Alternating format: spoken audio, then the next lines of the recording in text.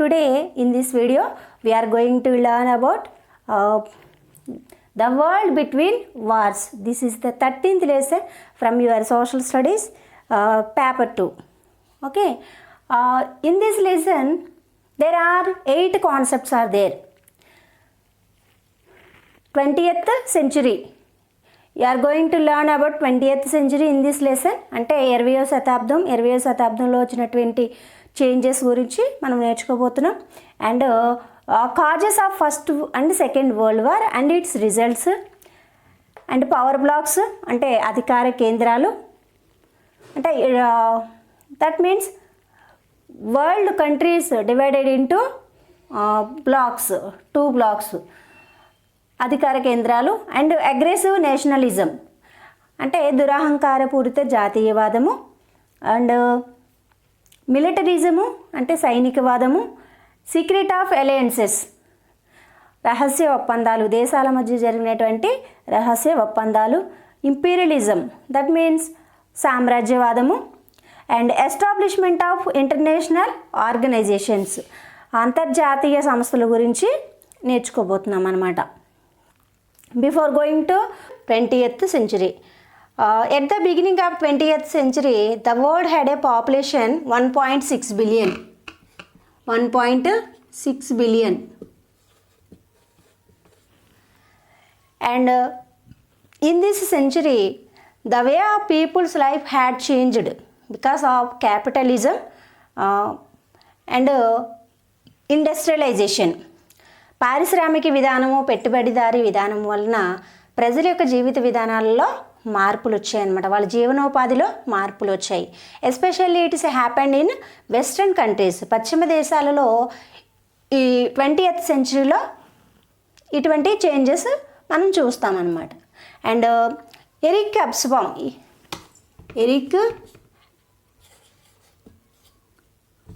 హబ్స్బామ్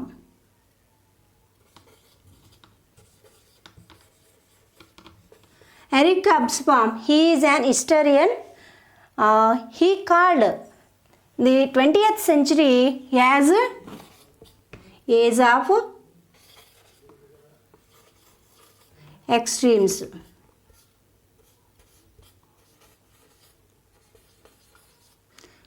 Age of extremes.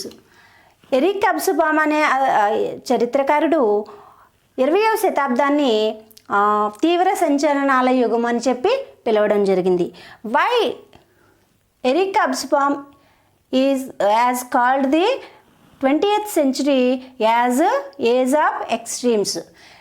Eric Hobsbawm 20వ శతాబ్దాన్ని తీవ్ర సంచలనాల యుగం అని ఎందుకు పిలవడం జరిగింది? We can expect this question in the examination. Okay, very important question. In the way of explanation, I will give you text material. Why Eric Hobsbawm called 20th century as the age of extremes? Eric Hobsbawm 20వ శతాబ్దాన్ని తీవ్ర సంచలనాల యుగమని ఎందుకు పిలవడం జరిగింది? Here we can discuss some reasons. Innumerable deaths. During the 2 world wars, there was huge loss of property and life. ఎక్కువగా ఆస్తి నష్టము, ప్రాణ నష్టము జరిగింది 2 ప్రపంచ యుద్ధాల వలన. Around 1 crore people in first world war and 2.5 crore people in second world war were killed. అంటే మొదటి ప్రపంచ యుద్ధంలో 1 కోటి మంది వరకు చనిపోతే రెండో ప్రపంచ యుద్ధంలో 2.5 crore పీపుల్ చనిపోవడం జరిగిందనమాట. తర్వాత next point, war of weapons, ఆయుధ సామాగ్రి. Because of these wars there was arms race among the world countries to store more and more nuclear bombs and chemical weapons. ఈ ప్రపంచ దేశాల మధ్య ఆయుధ సామాగ్రి కోసం పోటీ ఏర్పడింది. Third point is power blocks. In this century the world was divided into power blocks. After the first world war middle and east Europe was redivided based on nationality, economic viability and military security. Europe nations entered into alliances with each other against other bloc.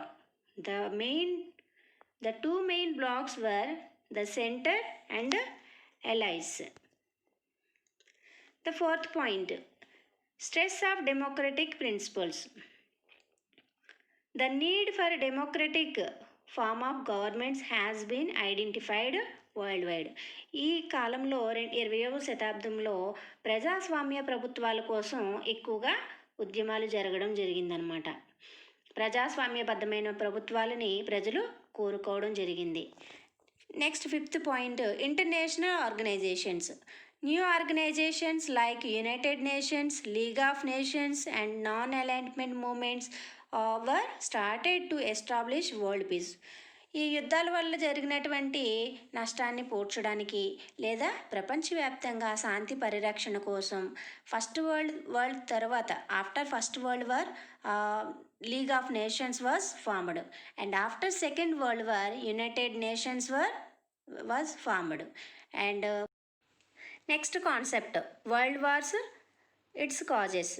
అంటే ప్రపంచ యుద్ధాలకు దారితీసినటువంటి కారణాలు ఏమిటి? The first World War was started on 1914 June 28th. The murder of Archduke Franz Ferdinand, the Prince of Austria, was the immediate cause for First World War.